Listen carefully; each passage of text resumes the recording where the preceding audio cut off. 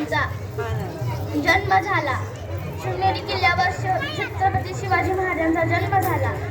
छत्रपती शिवाजी महाराज हे शूर, पराक्रमी आणि महान राजा होते. यांचा जन्म 19 फेब्रुवारी 1630 रोजी शिवनेरी किल्ल्यावर झाला. त्यांच्या आईचे नाव जिजामाता आणि वडिलांचे नाव शहाजीराजे भोसले असे होते. छत्रपती शिवाजी महाराजांनी अफजल खान, औरंगजेब, शाहिस्ते खान यांचे बलव्य शत्रूंचा पराभव केला. छत्रपती शिवाजी महाराजांनी मराठा साम्राज्याची स्थापना केली. त्यांनी रयतेसाठी अनेक योजना आखल्या. अखेर 3 एप्रिल 1680 रोजी छत्रपती शिवाजी महाराजांचा मृत्यू झाला. माझ्याकडून त्यांना कोटी कोटी प्रणाम.